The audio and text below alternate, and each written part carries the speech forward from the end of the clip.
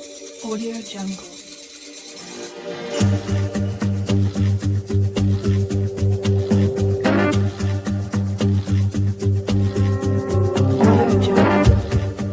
I am the Divine Prince, Emmecca, Pan-African Spiritualist, Practitioner, Author, Advisor, Elagoon, Oloye, Hoodoo, Obeya, Bokur. I reside in this beautiful and legendary, historic Treme, New Orleans, Louisiana.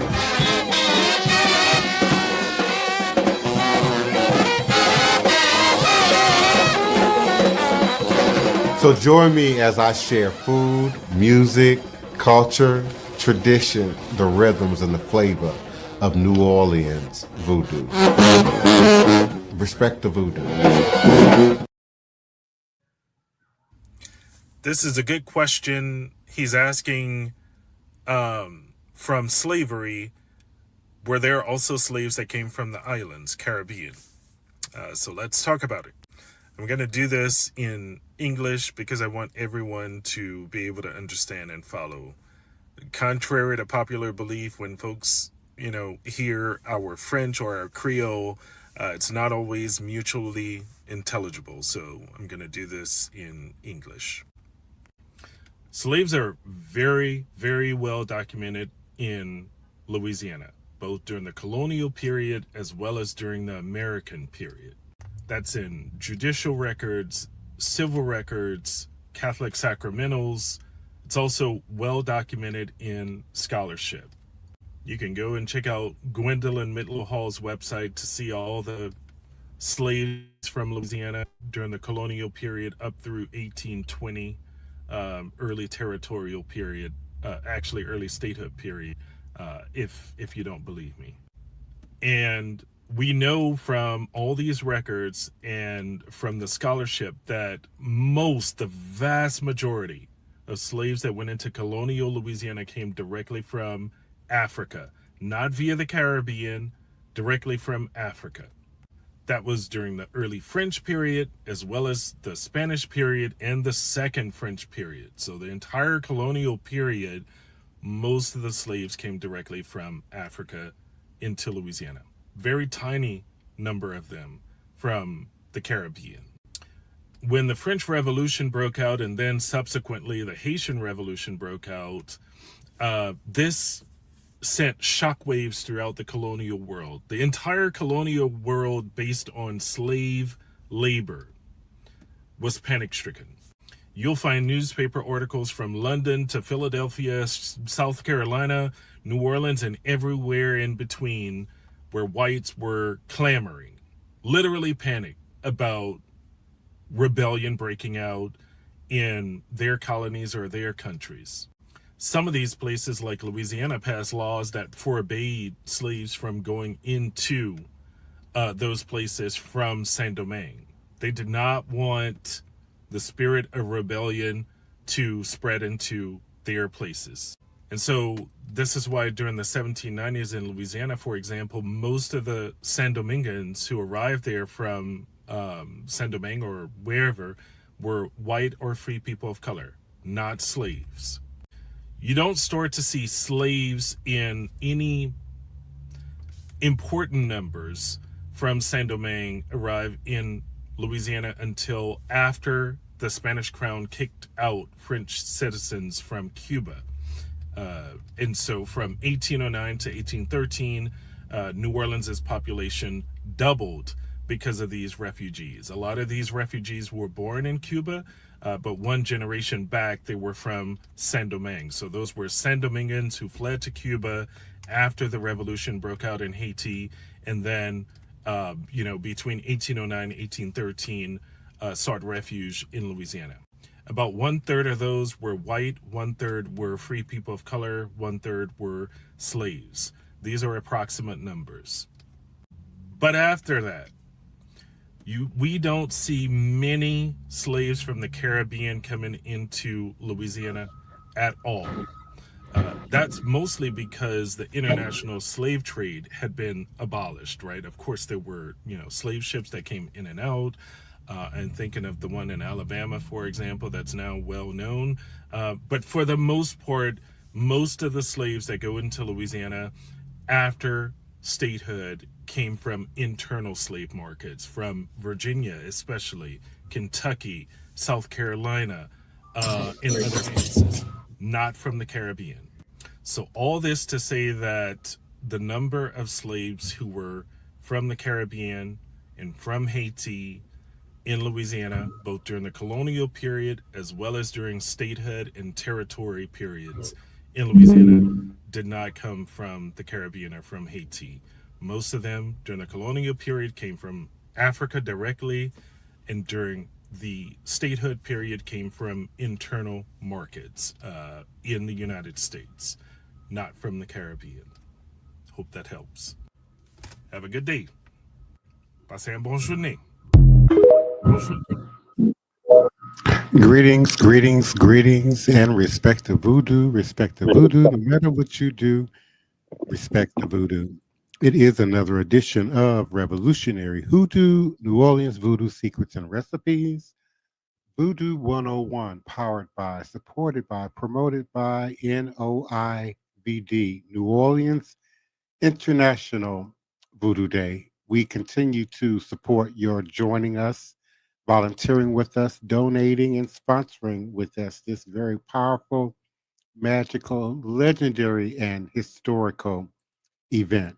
Please do continue to visit our website at www.vodouday.org. Again, at www.voodooday.org for more information and continued updates about this powerful, powerful, and historic event.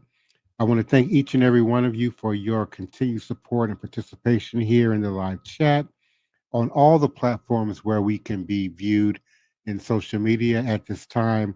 And certainly we are appreciative and grateful for our sitting co-hosts, our beloved Joshua Nylan Tanner, First Priest, Wild Man, all around security. Okay. And certainly we appreciate Elder Reggie, known here on this platform as Green Soap, and all the contributions that he continues to make at the grassroots level of our community, but also as a member and organizer of NOIVD.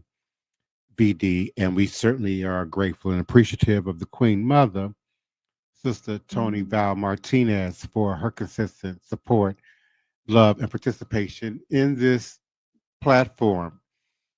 We again picked up in our last podcast the continued conversation of hoodoo and the power of hoodoo, conjure, root work, whatever name or language was being used to describe it as, and the inherent power in this practice, but also the fear that often accompanied it and follows it to this day as it relates to our connecting authentically once again to our practices and indeed our traditions. Please go back and review the last podcast if you're new to the storyline, and you can come on in and join us now and certainly in future and upcoming podcasts. Like Charla Fett describes the origins of a slave practice without providing an explanation of what magic meant to those who practiced it. In her work, Working Cures, Healing, Health, and Power in Southern Slave Plantations, Fett offered a more detailed description of African American healing practices, such as herbalism, conjuring, midwifery, and describes how they become arts of resistance in the antebellum South. She shows how enslaved men and women drew on African predecessors to develop a view of health and healing that was distinctly at odds with shareholders' property concerns. While white share owners narrowly defined slave health in terms of soundness for labor, slaves believed health was intimately tied to religion and community. African American healing practices function both to nurse the body and as a tactic of rebellion against whites. Fett found that the revered role of female root workers in the plantation health cultures gave them authority and status within enslaved communities. As a result, power struggles arose between slave doctoring women and the white plantation owners. And this can also speaks to why we have some documentation, certainly documentation of male practitioners, but imagine the greater threat to the man in the field, the man who worked the iron, the man who cared for the horses and the stables, to also be operating in conjure, hoodoo, and medicine. And often the women occupied the house, occupied superior roles in the house, and took a forward position in terms of representation as it relates to hoodoo and hoodoo doctoring within the confines of the plantation life. By examining the dynamics of plantation healing, Fett sheds new light on the hierarchy of power in antebellum American slavery. And although she provides a comprehensive view of healing in a slave community, Fett focuses on the correlation between healing abilities and power rather than the spiritual meanings behind them. Her book is useful for investigating what healing rituals existed, but does not explain why they were employed. Newbell Niles Puckett, on the other hand, explores this spiritual motivation in a work entitled Folk Beliefs of the Southern Negro. Puckett analyzes slave folk tales that give insight into the social and cultural milieu from which Black spiritual traditions were derived. He refers to these stories as antiques and mental heirlooms that function both to record the daily lives of slaves and provide an escape where they could remember their roots. His book states that the slave society's harming and curative techniques are derived from widely circulated folk tales. Puckett suggests that the superstitions and themes discussed in these tales are manifest in actual practices. He uses stories such as one about a boy who develops a relationship with a snake during a drought, and another about the hooting of owls when the devil comes out, to explain the origin of actual practices like the hanging of a snake to make it rain, and the symbolism of an owl as an omen. Puckett does an excellent job of demonstrating how the cultural attitudes reflected in folk tales were integrated into the slave community lifestyle.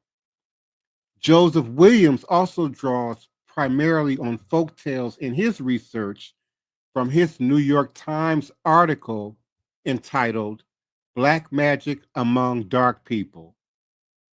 Black Magic Among Dark People, in which he analyzes the prevalence of voodoo and obeah within the Black community. He traces the origins of these practices to the early 17th century serpent worship in Haiti and attributes their presence in North America to rebellion attempts. Again, maroon culture, maroon spirituality, maroon mentality. He cites the New York conspiracy of 1712 as an example of slaves implementing voodoo tactics to incite a rebellion. The New York conspiracy of 1712.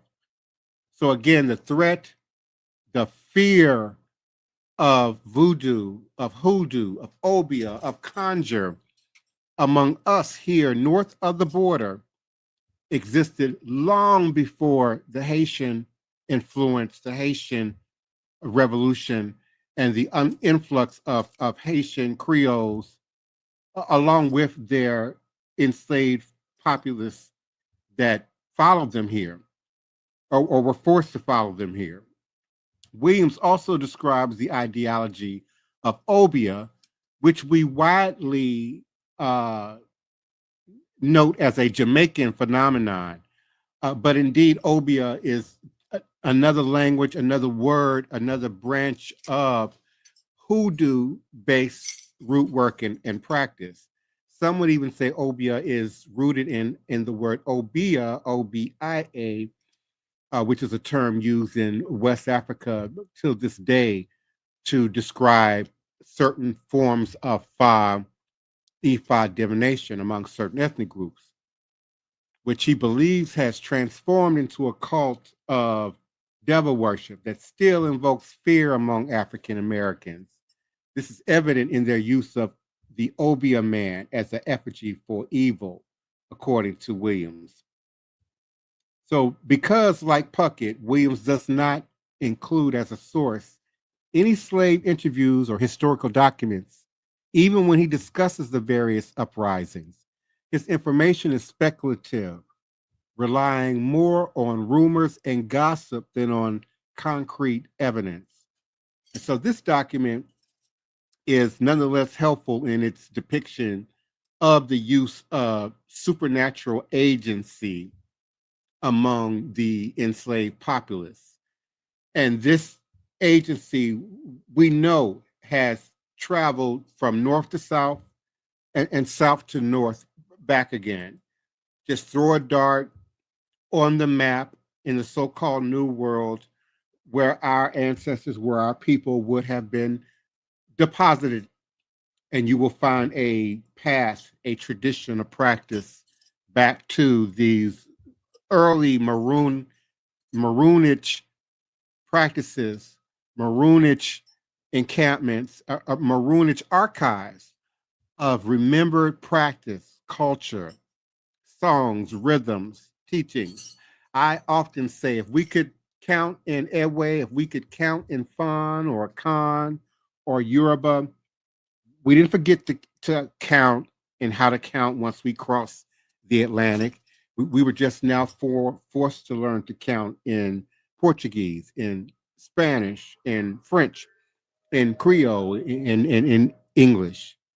So we certainly greet you all independently, individually, and collectively.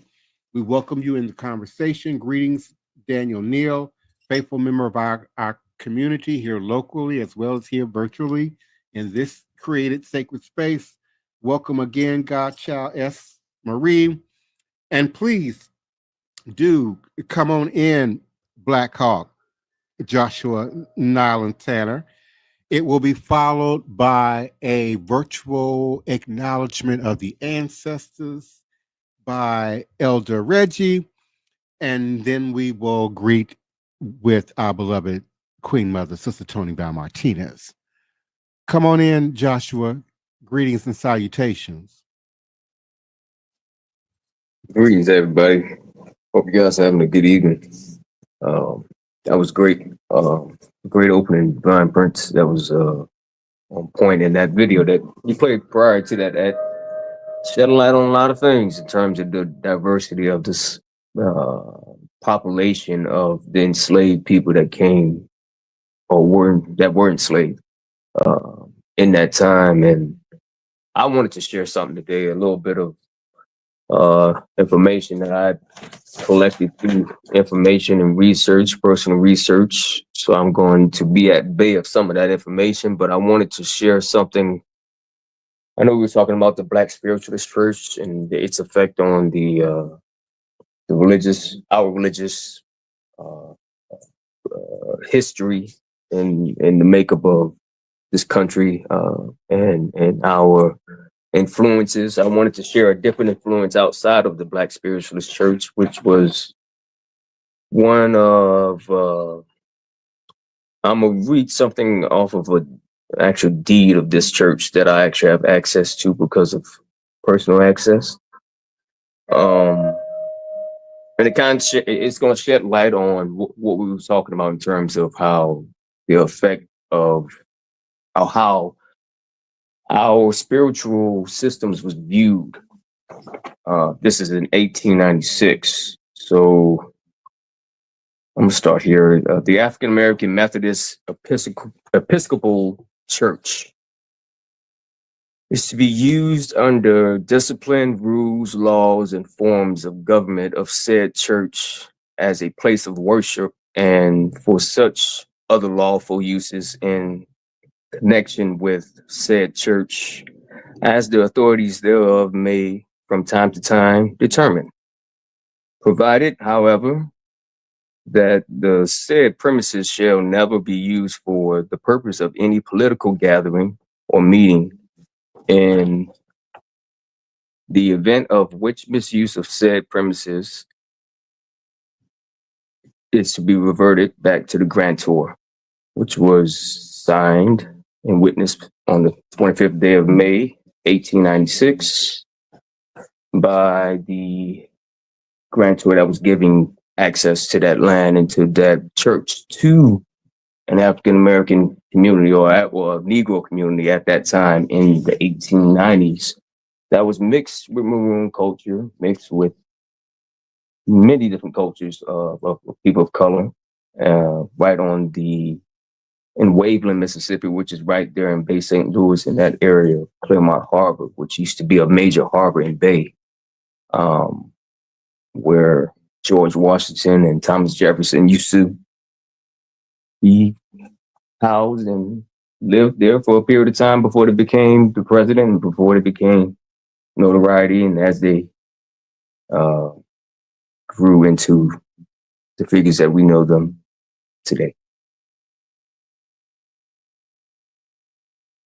Mr. Reggie?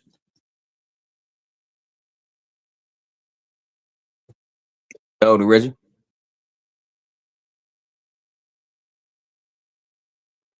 Let me see. Elder Reggie, do you have your mic on? That's what yeah, I'm checking now. My mic is on. Can you hear me? Yeah, we I can hear you now. Can you guys hear me? Yes. Oh, okay. All right. I'm sorry about that. Peace Divine, peace Joshua. That was very informative with the AME Church. Peace, Sister Toni. As Divine said, I always like to lift the ancestors up because without them, no us. And I like to do libations to the ancestors just to feed them, wet their whistle, because they continue to feed and wet my whistle with information and knowledge. Mm-hmm. Pass it to you, Sister Toni, for your greeting. Hello, everyone. I'm so glad you could join us. I hope everyone is doing well. I'm thinking on the video we saw at the beginning of the show where the gentleman stated that all the slaves that basically came into the port of New Orleans came from Africa.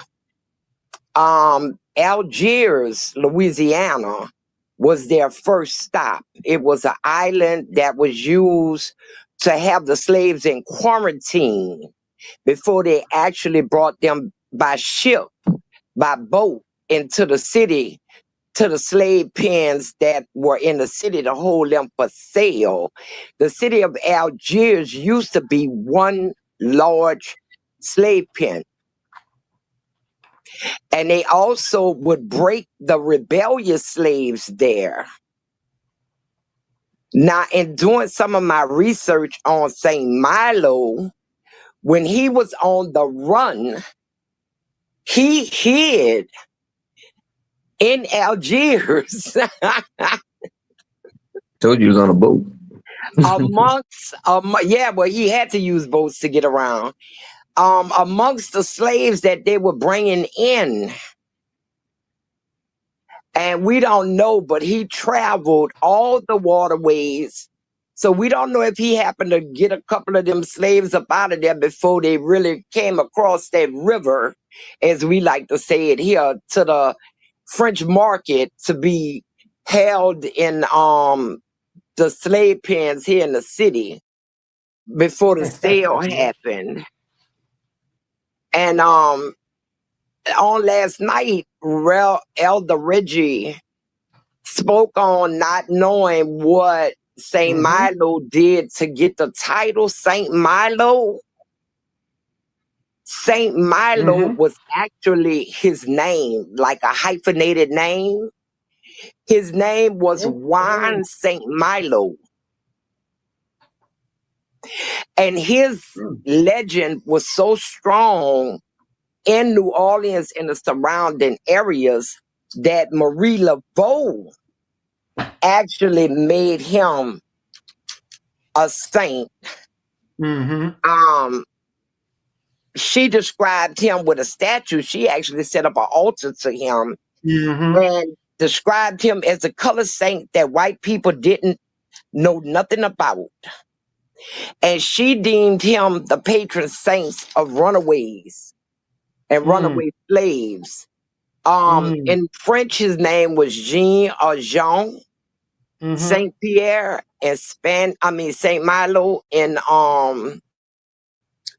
Spanish, it was Juan Saint Milo. So it actually was Marie Laveau who got him out of the tales and the folklores and venerated him up to a higher level, because the things he did was just tremendous and still talked about. He did that for a lot of years. And also in that area with the Maroons, you had the Filipinos that came in with the pirates. And they also lived there with them. They called them the Manila Men. And they also lived there and provided supplies with them when Jean Lafitte came through the waterways. Yeah. With his pirates himself and robbing everybody. Fucking is. Yes. Yeah. Robbing all the ships until he struck a deal with what we call the Americans now to fight on their side with Andrew Jackson. Yeah. But yeah, his name was Saint That's Milo. very good information. Yeah, he and the Manila Men, the Philippines that came here, they have a strong history of what we call hoodoo and voodoo in their communities, and they brought that with them.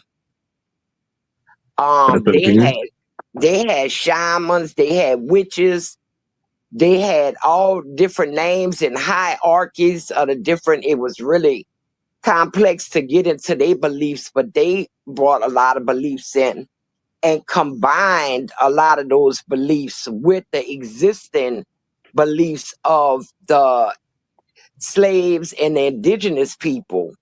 That's why New Orleans voodoo is so unique. Which New Orleans do have a unique voodoo, and I like to honor it and keep some of it alive, or if not, just keep it going from a historical perspective, because the international world need to know that, respecting all other forms of voodoo. But there's just, that uniqueness of New Orleans voodoo. And as we continue to grow with the New Orleans International Voodoo Day Committee, we continue to allow space for that. And I'm very appreciative of that. It's because it's not that I was frowning upon what other people was doing.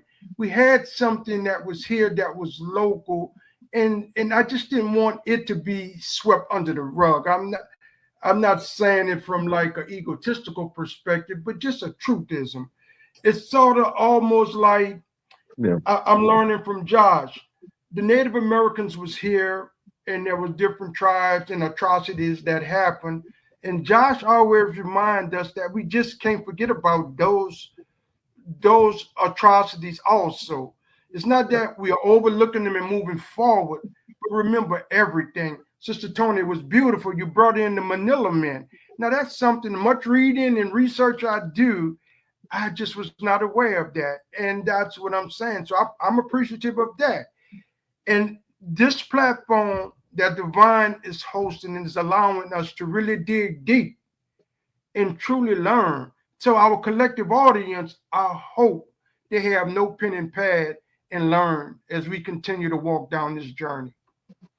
Where are the elders? We moved back. because you came to us. Your whole attitude towards us is, oh, I already know that. I Googled it.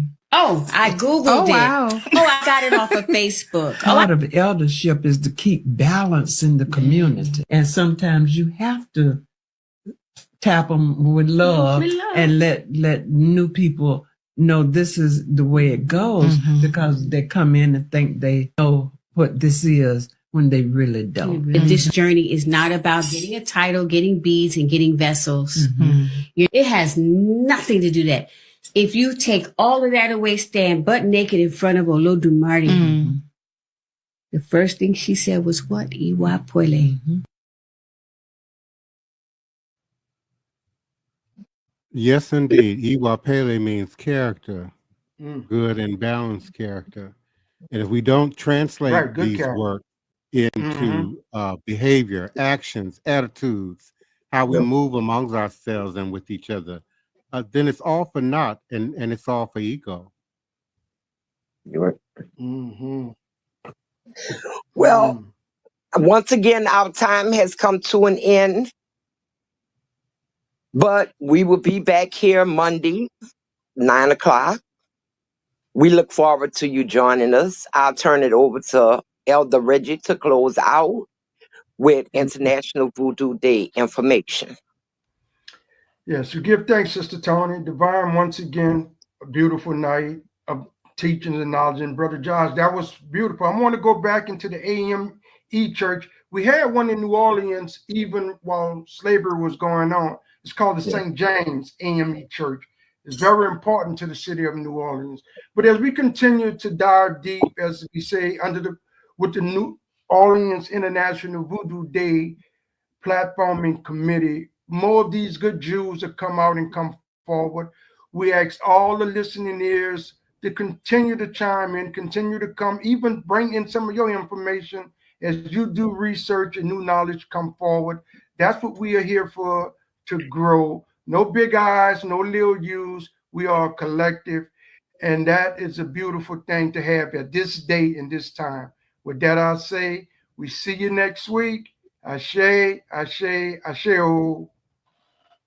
Ashe. The reason why the energy in Black churches is so different from the energy in non-Black churches is because the Black church is still unconsciously incorporating elements of African spirituality as well as elements of what they deem as witchcraft. Shouting can be traced back to African ceremonial dances that were used for healing, divination, and connecting with the ancestors. Think about it. In Christianity, the Holy Spirit is seen as something that is gentle and that would not over or control individuals. So when a Black person in a Black church just loses control and says that they caught the Holy Spirit, of course, if they weren't faking it, it was likely the spirit of an ancestor. These dances also centered around footwork, movement of the feet, stomping of the feet, which was purposed to ground oneself and connect with the earth. Shouting is footwork. Footwork is very rhythmic and follows a pattern that mimics the beat of a drum. Speaking of drums, in ancestral African tradition, drumming holds great significance, and it is seen as a sacred language that again allows for people to connect with their ancestors and those of the spirit. A lot of Black people, even those of us who have denounced Christianity, cannot cut their ties with gospel music. It has very little to do with the lyrics and everything to do with the voice, the melodies, and the beat of the drum. It is so powerful in the way that it touches your spirit. You can literally feel it. It speaks to your soul and your body moves in response. So when we say it's just something about gospel music, yes it is. It is the beat of the drum. Take away the drum and see if it hit the same. Then we have the anointing in the middle of the forehead, which we know is the acknowledgement of the third eye. Lifting up your hands, which is a reverence for and an invitation to your ancestors and divine deities.